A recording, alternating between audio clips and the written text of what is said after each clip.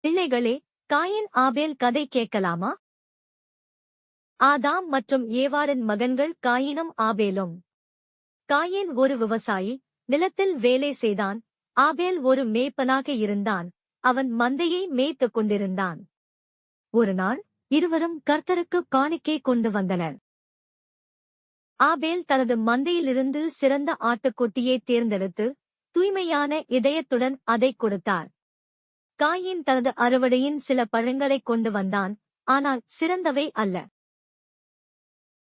ஆபேலின் காணிக்கை உண்மையுடனும் பக்தியுடனும் கொடுக்கப்பட்டதால் கர்த்தர் அங்கீகரித்தார். ஆனால் காயினின் காணிக்கையை அவர் ஏற்கவில்லை, ஏனெனில் அது உண்மை இல்லாமல் கொடுக்கப்பட்டது. இது காயினுக்கு தன் சகோதரன் மீது மிகுந்த கோபத்தையும் வெறுப்பையும் ஏற்படுத்தியது. காயின் ஆபேலை களத்தில் இழுத்து ஆத்திரத்தில் அவரைக் கொன்றார். கர்த்தர் காயினிடம், உன் சகோதரன் ஆபேல் எங்கே? எனக்குத் தெரியாது, நான் என் சகோதரனின் காவலாளியா என்றான். என்ன நடந்தது என்பதை அறிந்த கடவுள், தண்டனையாக கடவுள் காயினை பூமியில் அமைதியற்ற அலைந்து திரிபவராக சபித்தார். Moral of the story: Cain மற்றும் ஆபேலின் கதை பொறாமை மற்றும் கட்டுப்படுத்தப்படாத கோபம் சோகமான விளைவுகளுக்கு வழிவகுக்கும் என்று கற்பிக்கிறது.